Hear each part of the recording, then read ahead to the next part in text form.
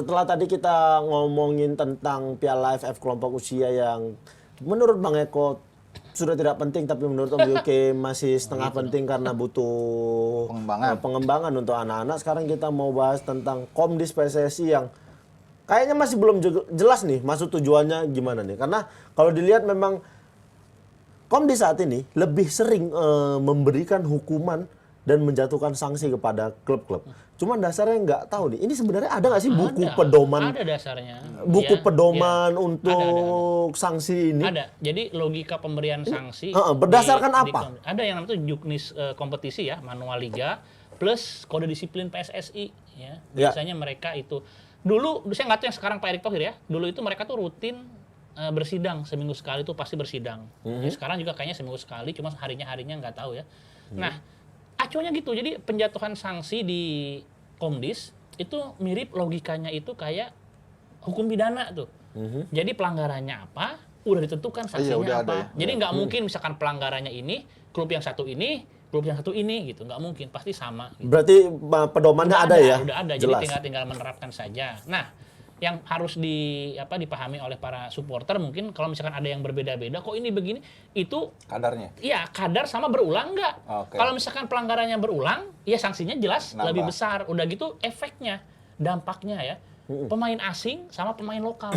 Kelakuannya sama. Yang berpotensi disanksi lebih besar pemain asing. Karena mereka tuh harusnya kan menunjukkan contoh, role model nah kayak gitu-gitu. Jadi intinya saya pikir ya, walaupun saya nggak tahu Komdis sekarang malu Pak Asep Edwin masih ada ya. Tapi saya pikir mereka juga bukan orang-orang yang yang amatiran lah. Mereka juga pertimbangannya pasti ada. Jadi kan ada 3 organ yudisial ya. Di PSSI itu Komisi Disiplin, Komisi Banding sama Komisi Etik. Cuma di kita ini memang yang sorot lampunya terus ke Komdis, Padahal kalau kelakuan-kelakuan yang di luar lapang kemarin tuh ya kayak jari kayak gitu ya, kebencian gitu-gitu. Itu Komisi Etik bisa masuk itu sebetulnya. Itu masuknya ke kategori perilaku buruk ya. Nah, perilaku buruk itu sebetulnya itu sebetulnya ranahnya Komisi Etik. Cuma dari musim-musim sebelumnya juga Komisi Etik kurangin ya, gaungnya kurang ya. Iya, memang itu nunggu case dulu ya. Tapi yang menarik di sini sebenarnya Oki dan juga Kang Eko karena kan amar putusannya kan 3 orang mestinya kan. Si Ciro, terus Putu Gede sama Marklok. Tapi Marklok tuh H-1 bandingnya diluluskan gitu loh. Nah, kita nggak tahu nih komite banding siapa orangnya. Dulu kan udah diumumkan. Ada di situ ada Haji Ridwan Mas, ada Pak Fudi Negara. Ini sanksi dari Komdis untuk kedua pemain ya, Ciro Alpes sama Klok. Menunjukkan gestur jari tengah ke arah penonton, hukuman tambahan larangan bermain sebanyak 2 uangnya pertandingan. Semua sama ya. Uangnya 75 juta. Begitu juga Marklok melakukan pelemparan kemasan minuman ke arah penonton. Tambahan larangan bermain sebanyak 2 pertandingan, dendanya sama 75. Tapi Marklok bandingnya diterima. Sementara Ciro tidak bisa. Sama Putu Gede. Nah, yang menarik tadi apa? Om Yuke tadi bahas mengenai? Iya, kita nggak tahu. Komisi banding ini siapa? Nggak transparan. Itu siapa orang-orangnya, personelnya. Kalau dulu tuh Komisi Banding sempat naik daun ya, disorot orang karena dulu ada Bang Todung Mulya Lubis zamannya Pak Edi Rahmayadi. Iya, ada keputusan-keputusannya juga. Jadi menanti dulu. Tapi sekarang nggak tahu. Nggak tahu siapa. Dan Komdis memang karena belum dirilis sih, belum diumumin. Harusnya dirilis supaya kita tahu nih. Tapi kemarin memang enak sekali. Ya?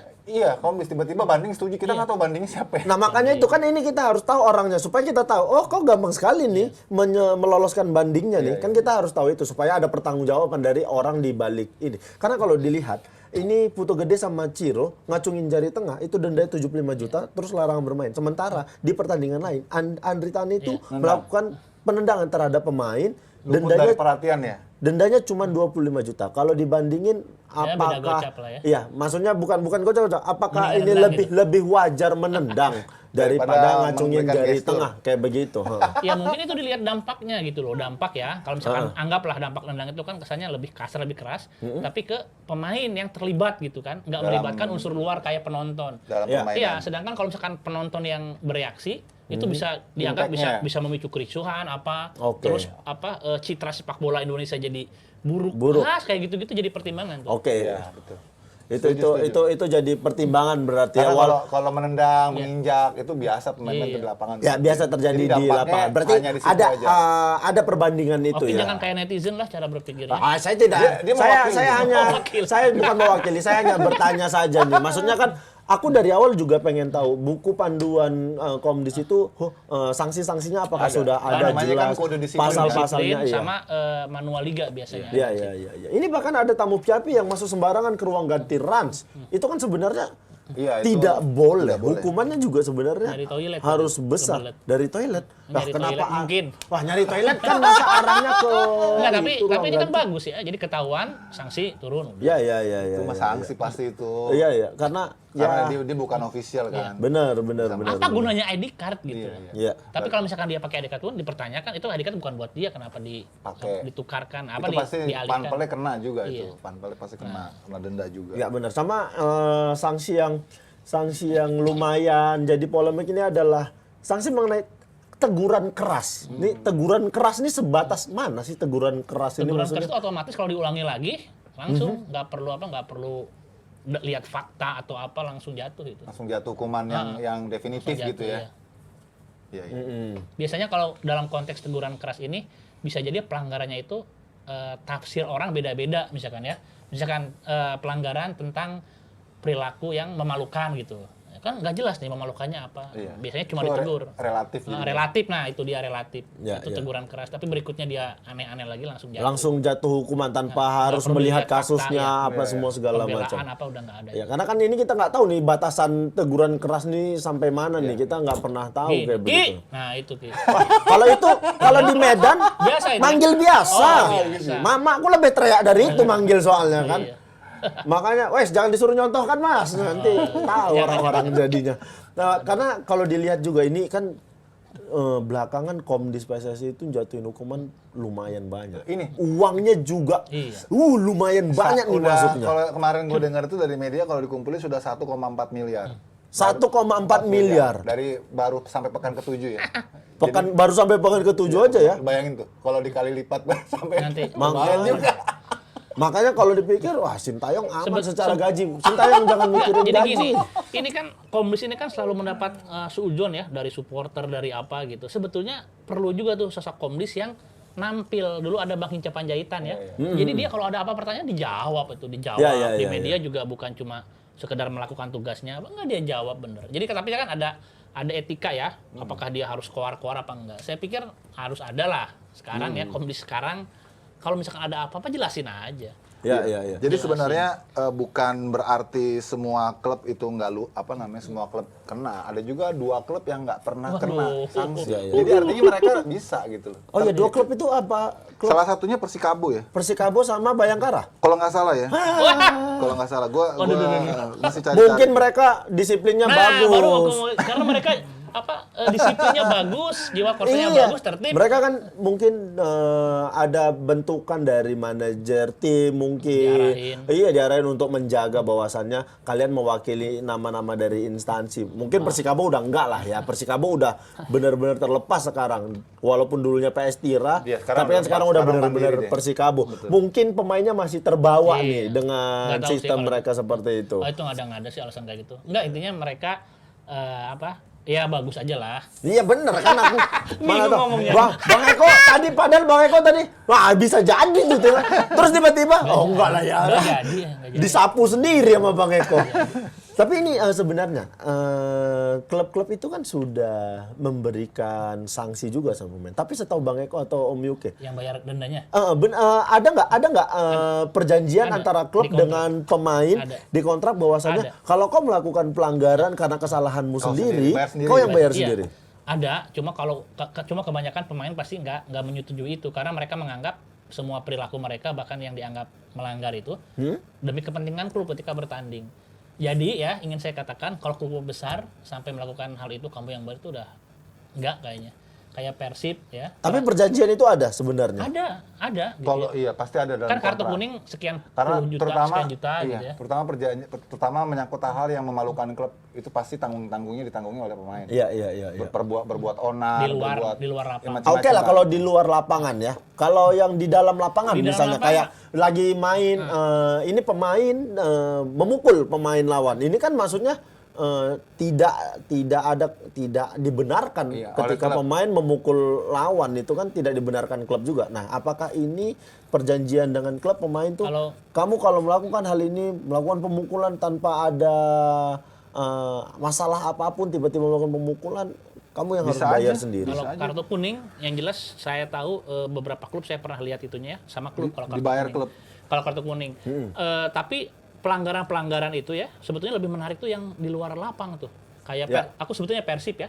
Persib tuh kemarin beberapa pemainnya itu sempat ya, kena, mungkin juga dipotong juga secara nominal karena di endorse tanpa sepersetujuan klub. Nah, kayak gitu-gitu tuh lebih menarik, lebih kompleks kalau di kontrak tuh lebih detail seperti itu. Sedangkan kalau untuk kartu rata-rata udah ditanggung klub. Kecuali kartu merahnya mukul kayak kerusuhan begitu. itu. Tapi kalau untuk kartu kuning setahu saya pasti sama klub ya. Ya, kalau pelanggaran-pelanggaran yang memang terjadi di pertandingan, nekel mungkin. Berapa 5 juta apa berapa sekarang ya? Kalau misalnya kartu kuningnya sampai 5 satu pertandingan 50 juta. Berarti kan per orangnya 10 juta itu. Mungkin kalau pelanggaran-pelanggaran yang sifatnya membuahkan kartu kuning dan lebih karena pertandingan gitu ya. Itu klub yang tanggung. pasti. Tapi kalau tadi Oki bilang itu tiba-tiba dia mukul berbuat provokasi kericuan yang karena inisiatifnya dia sendiri gitu. Itu bisa dalam perjanjian kontrak lu tanggung sendiri itu bisa.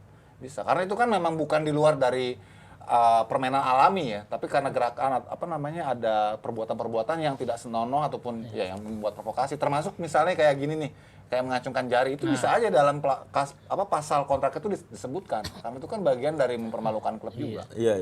Cuma kita nggak tahu detailnya apakah semua klub melakukan itu atau nggak tahu. Sama ini duit yang terkumpul di Komdis ini dikemanain? Ya buat PSSI dong. Ya buat operasional PSSI lah. Operasional PSSI.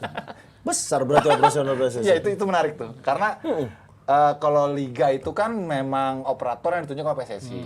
Tapi kan kalau masalah disiplin, SDM wasit itu kan dari PSSI gitu. Ya. Jadi tetap dari situ, makanya penghasilan Gaji wasit dari PSSI? dari liga tetap. Oh, dari liga kan? Ya, tapi kan tetap kan lewat PSSI juga, karena yang bayarnya PSSI gitu loh. Lebih mending lah kalau dulu kan yang bayar wasit tim tuan rumah tuh. Ya, sekarang kan masih- ya dari liga. Oh iya dulu tim tuan makanya rumah. dulu tuh sebetulnya operator liga tuh Makanya- nggak ada. Dulu tuh ada namanya Badan Liga Indonesia. Artinya apa? Artinya bener-bener disuruh aja. Kalau sekarang kan cenderung ke pihak ketiga kan. Ada yang jadi PT Liga ini melaksanakan kerjanya PSSI kan. Jadi lebih independen. Kalau dulu namanya Badan Liga Indonesia. Ada sendiri. Jadi ada sendiri. penerima PSSI kayak dibelah ya, masih mereka juga cuma ngurusin liga. Kalau sekarang udah operator. kan? Udah operator Lebih kan di independen luar sekarang. Lebih enak sekarang. PSSI. Iya. Lebih gampang auditnya. Iya, Ya kan walaupun hasil auditnya ya gitu-gitu aja. Enggak, yang nunjukin juga gitu-gitu aja. Kan nggak pernah ada persaingan antara operator, presentasi ada 3 dipilih, enggak kan? Nunjuk sini gitu. Harusnya lebih terbuka nih. Pak Erik lebih ke Pak siapa yang siap jadi operator itu yang dipilih. Jangan ditunjuk. Ya, bisa aja buka tender. Siapa yang siap untuk menjalankan. Saya yakin Vindesport berani ngejalanin Liga Indonesia yang lebih baik kayaknya ya. Tapi kalau dipikir memang banyak perubahan yang terjadi di Liga Indonesia. Termasuk ini salah satu ya. Dulu baru ingat wasit itu dibayar sama tim tuan rumah. Sekarang memang dibayar oleh PSSI, oleh Tapi Liga. bukan berarti klub tidak memberikan sesuatu, servisnya tetap oleh-oleh yang tidak wajar. Aku pernah lihat wasit, emang iya? oleh-oleh pempek ya, pempek beli Ya wajar lah Bang Pempek kan dia nggak pernah mimpin di situ. Banyak banget. Mungkin keluarganya suka pempek Bang. Pempek di Palembang yang branded itu kan yang kecilnya aja udah berapa ratus ribu. Ini gede banget deh, jutaan. Juta. Ya wajar lah Bang, namanya itu wasit sekali-sekali Iya, nggak datang ke apa-apa, situ. makanya udahlah. Makanya aman. Nyervisnya Orang gitu. wasit saya dulu waktu mimpin saya tuan rumah lebih dari itu kok dapat. Iya, terus servisnya macam-macam, misalkan di hotel Bener, tiba-tiba bener. ada yang ngetuk pas dibuka. Nah, ini udah oke, gak usah kita bahas yang itu ya. Ini aku berharap mudah-mudahan uang yang terkumpul di si Komdis ini bisa lebih transparan, dikasih tahu juga ke orang-orang bahwasannya uang ini penggunaannya kemana-mana supaya nggak ada lagi masalah kesan-kesan uangnya gitu ya? uangnya dialihkan kemana, uangnya cuma dimakan gitu aja, supaya tidak ada kecurigaan dan kita semua pecinta sepak bola percaya sama PSSI. Sampai ketemu di episode selanjutnya. Banyak maunya nih, oke nih.